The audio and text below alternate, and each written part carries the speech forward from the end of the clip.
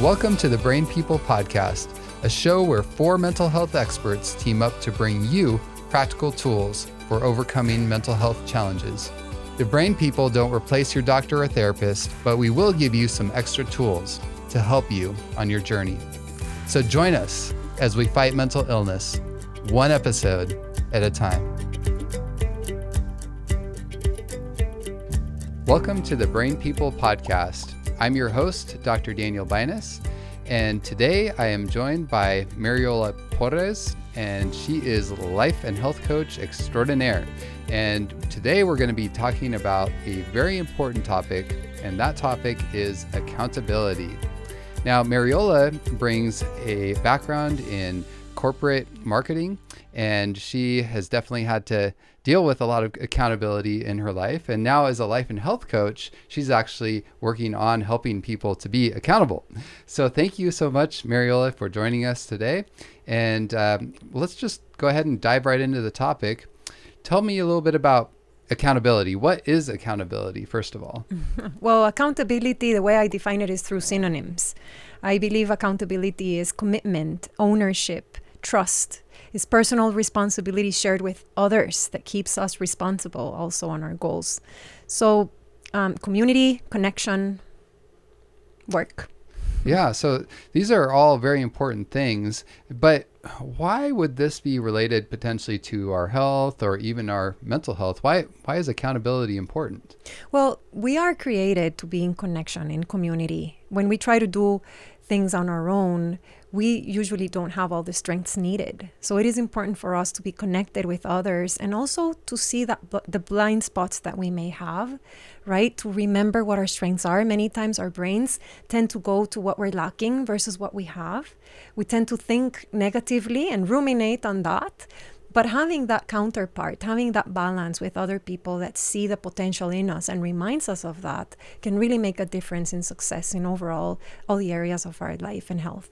Yeah, I've seen a lot of people that try to do it on their own and try to white knuckle it. And, some people can be somewhat successful, but it can be oftentimes a bigger struggle, it seems like. And on the other hand, sometimes I see people that are very open. They say, yes, I want the help. But then I see them not always being willing to be held accountable. And that can be a barrier as well. But then I think there's a third group where people are really open for that. And it does seem like it helps that progress for people. Absolutely. And also accepting that we cannot do it on our own. I would add a fourth group, which is those that don't dare to ask for help because that's not accepted, because we should be keeping it all together, right? But really going over that and saying, hey, asking for help and working as a team can make us all grow and become better in whatever task we're engaged. Absolutely.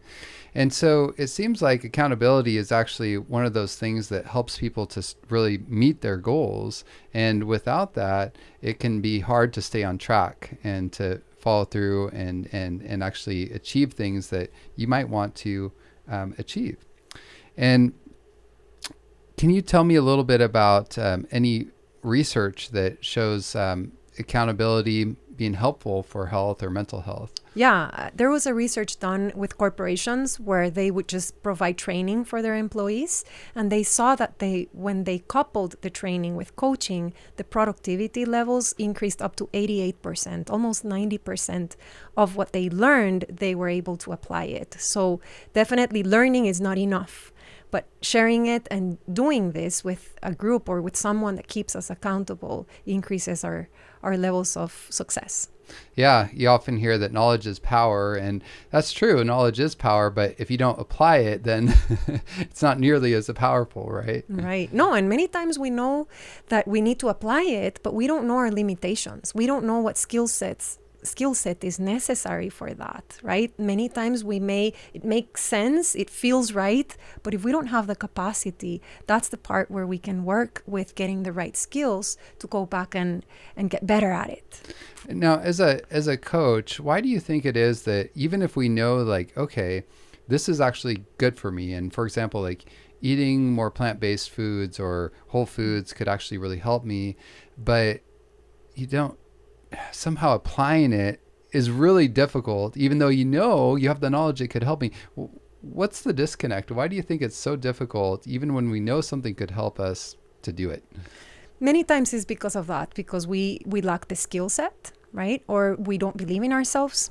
Many times it's because we're doing this based on external expectations and because we're not connecting it to our values.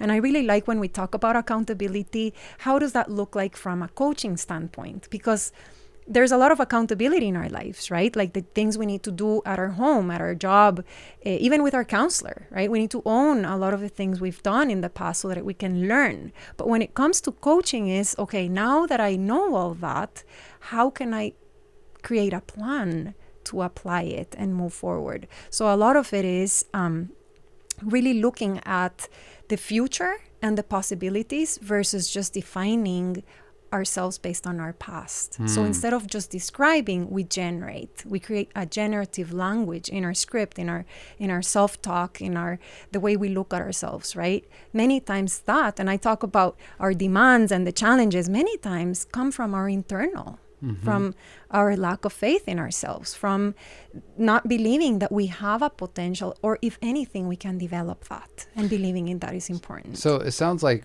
a big hurdle for applying the knowledge is even the belief that I really can. This maybe fear that I don't know if I can do that. It just sounds too hard, or it's maybe too difficult, or it's more comfortable to say the same. Kind of a fear of change in a way, for a multitude of reasons, perhaps. Absolutely. So when we talk about, because I heard you mention, counseling and coaching. Now, what would you say is the difference actually between counseling and coaching? Well, the difference lies in counseling. The expert is the counselor. He helps us understand human behavior and why we do what we do, right? And we've been influenced. Our past is very important for us to develop our future. We've been influenced by our environment, by our family, by our values, our religion, or spiritual beliefs, right? All of that influences who we are and why we do what we do. Understanding that will give us insight to see where we can change, or what can we leverage from that to build the future we envision. So the counseling is understanding the past. Coaching is you becoming the expert with what you understand from your past and creating a plan in the future. Your coach is just there to help you stay on track according to or based on your long-term goal. You have a long-term goal, and many times people tell me, I don't know what that looks like. And I love working with people like that, because we move from what is it that you no longer want to have in your life, and let's work with that. And as they start moving away from that, they start defining, oh, this is actually what I like, and let's recruit more tools for that. Let's develop that. Let's practice that, right? And we move towards the future, and that's the difference. It's more future forward action versus the past. And that's very interesting, because I've worked with a lot of patients where they are like, okay, I can understand why I'm this way, because I was traumatized in childhood or whatever it might be, but I still feel stuck. Understanding is not enough. And so I have knowledge, and maybe I even know some of the things I want to do or the things that I should do, but how do I move forward? How does coaching then help people to actually go from that understanding to now really moving forward and applying these things? And certainly accountability is part of that. Are there other elements? I mean, how does this work?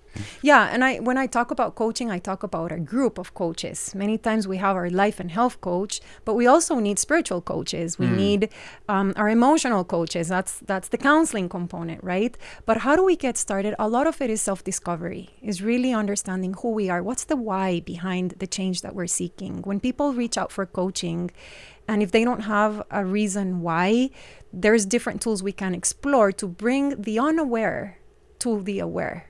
So how does that look like? Asking questions like, where do you spend most of your time? What inspires you? What motivates you? What drains your energy? What energizes you? And as we do that, people start getting to know more about themselves. Like, I didn't know relationships was so important for me, or I didn't know that my my career, my profession and success was so important for me. So as we discover that, then we develop goals that build towards the development of those different values. And I've seen the success of change being a lot higher than when we just talk about, I just want to lose weight because I want to look well. we really connected to the inner part of the person. Like, why is that important for you? Because it's going to enhance your life with your family and the time with your children. And that really brings out the commitment and the motivation people need to move. That is really amazing. So what I'm hearing is a big part of starting the coaching process is really digging deep and discovering not just like, okay, I understand why I'm the way I am, but it's also saying, well, what's really valuable to me at my core? And now that I've discovered what's really important and valuable to me, based on that, I can then create goals and have motivation to then achieve those goals. Absolutely. Is that correct? Absolutely. So then when someone comes to you for coaching, is that kind of where you start, or where do you start with them? Well, there's not one session that looks like the other. Every person's different. Some people have an idea, others don't have an idea. Others want to explore or are just giving themselves the chance to learn more about themselves. So it depends on the person, but usually is a lot of self-exploration, and then just knowing where we want to step away from, like what is it in our lives that we don't longer want, and an idea of why and where is it that I want to go. And then we define different ways to get there. And every person has different strategies that work and stick to them. And that's the beautiful thing, that every session is different, but who gets to make the call and how to create that space is the client. And that goes back to that whole idea of the client, the individual being coached, is actually the expert, and becomes more and more the expert on who I am, where I'm going in life. And to me, that is very empowering. And I like that because, and I've heard you talked about, this idea of moving from the victim to owner. The owner. Yes, Yes. I wanted to say victor, but yes, the owner mentality, right? Yes. And in a way that really goes along with this idea of accountability, that in a way you're kind of like almost being accountable to yourself. You're saying, I'm owning this. I'm gonna do this. But of course, the coach. So how does that work? Because you're going to owner, and how does the accountability piece, play in there with the coach? Yeah, well, the first step on change is developing awareness. When we develop awareness of what is it that we are, or where are we showing, how are we showing up? And I love that you brought the example of owner versus victim. We work with a lot of contrast because that's how we learn best, right? Am I interested or am I committed? What does that look like? Descriptive versus generative language, right? How are we talking to ourselves? Am I owning this, or am I being a victim? And when we connect that to our values, there's we're stimulated and then we become proactive or reactive. The space between the stimulus and our reaction is the power of choice. And that choice has to be driven by our values, because when it's driven by our emotions, we tend to be more, we don't sustain the change. It's based, it's very variable. But when it's rooted in our emotions, it brings meaning to every decision we make, and it brings us back to what matters to me. Why is this important? So the why is the anchor. And then the practice of the contrast is really learning to navigate and shifting from that negative part of us to owning it, being empowered, and creating the change. And the results and the reward will give us more fuel to continue showing up and doing that work every day. Oh, that's really neat. And it definitely sounds like the coach is helping then the client to not only define goals, but also see what are some of the hurdles that they need to get over. Maybe it's feeling sorry for myself, or maybe it's this idea like I just can't, or whatever it is, kind of this maybe victim talk, if you will, the self-talk, and say, no, you can. It's just a matter of holding yourself accountable, allowing me to hold you accountable, and then, getting past these hurdles one step at a time, and we can do it, right? Yeah, a lot of the things that happen in our sessions, in our space together, is we really get to redefine the language. We celebrate progress versus perfection. We talk about, our fears and our challenges being good things. There are, our body has been built with all that for us to know what's working and what's not. So all these things, pain and frustration, all that are alarms in our bodies that really shows us where do we need to tone down our goals. Maybe we're aiming too high. Maybe we want to eat the apple in one bite and we need to learn how to chew it, bite-sized pieces, right? And how does that look like? How do we celebrate that? We learn how to what to tap into to increase our capacity for those things we can't control and change, right? But we become more of an owner because we get to drive the boat based on our strengths and based on that contrast, and using our body and embracing those negatives for us to pivot back into the change and the motivation we need to move forward. So those are some really positive ways to, I think, stay accountable, is like you said, those, positive affirmations and taking the steps, one kind of bite-sized pieces rather than trying to eat the whole pie all at once, right. And just taking it one step at a time and celebrating those little positive changes. Are there negative ways of holding people accountable or allowing someone to hold us accountable? What are kind of the red flags that we need to watch out for? Yeah, definitely not using pressure, not using comparisons. We compare ourselves with our own selves, right, to see our limitations. Gratitude is huge, right? Not focusing on, I can't do this, I didn't do that, but really grateful for the opportunity to rebuild ourselves. So believing in ourselves, giving grace, right, instead of feeling guilt. And many times people have been driven in their change with guilt and pressure and wrong references and manipulation and negative talk. But it comes from a very different place. We must be affirming, and the compounded effect of everyday effort and really celebrating that, it makes a big difference. Well, in a lot of ways, I think the kind of accountability that you're really talking about sounds like it ends up being a lot of fun instead of this almost like, feeling of like, oh, you're not doing a good job and you need to do better, in the sense of shame and kind of pressuring ourselves into doing better. I love that picture that I get of a team really working together and saying and celebrating every step of the way. And it's a beautiful thing. And I've seen this actually with some of my patients, even with some of the patients that you've worked with that have been stuck for years.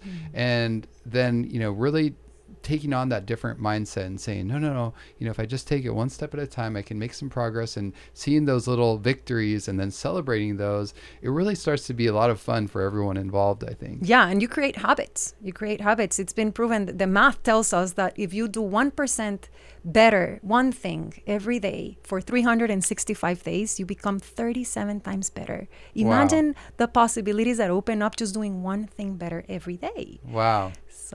And that's amazing. And I think that's something I was even thinking about earlier today, is like, okay, if I really want to grow as a person, I need to continue to challenge myself every day and just do a little more, and, not overextending, but just a little more can help us to grow all the time. And I call it, coaching also teaches you a new language. It's amazing. You learn to stay away from using have tos, musts, shoulds, and you learn to say, I choose, I desire, I want, I would like. Owner language, right? Owner language, That's yes. Great.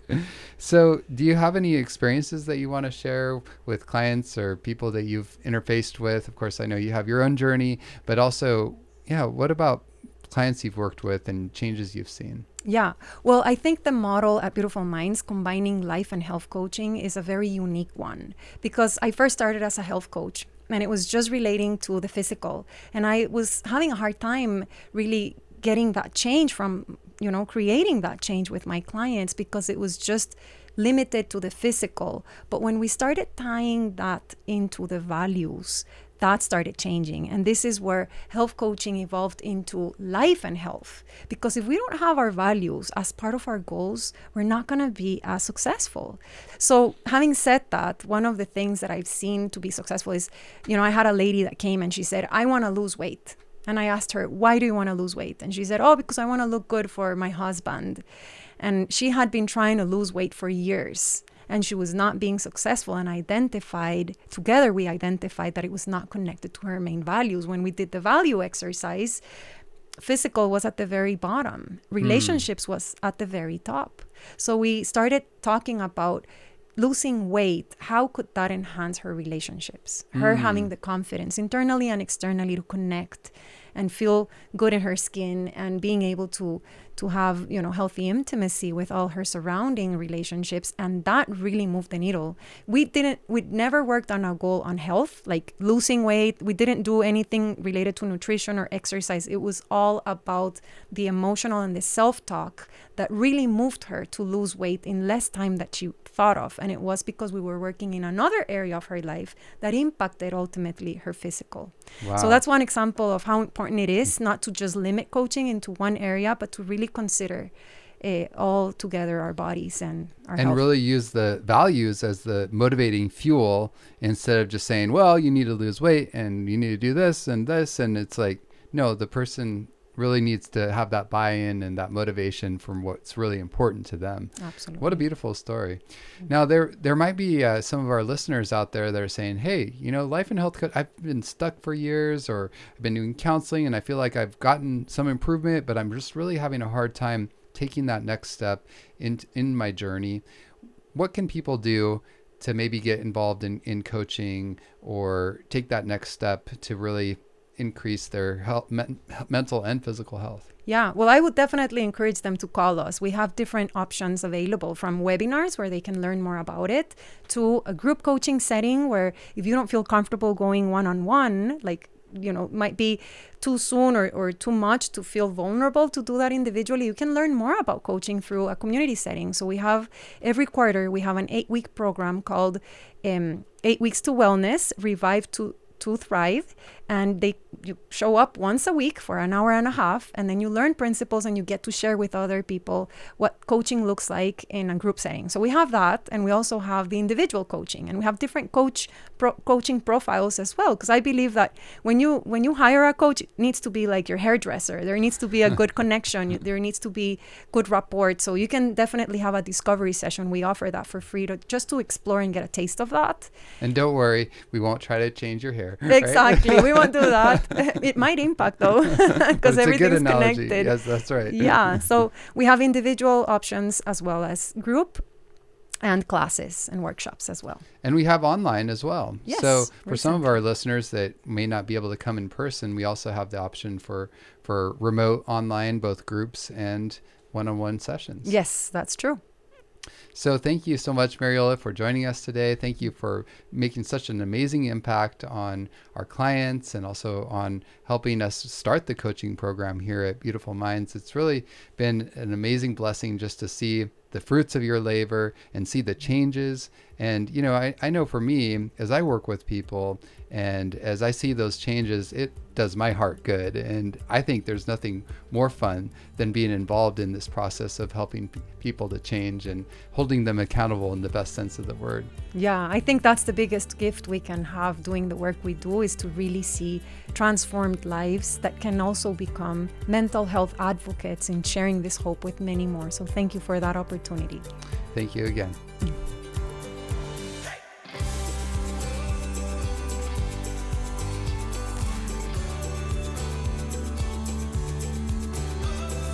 Thanks for listening. To hear more episodes, find us on social media, or support us financially, visit thebrainpeoplepodcast.com.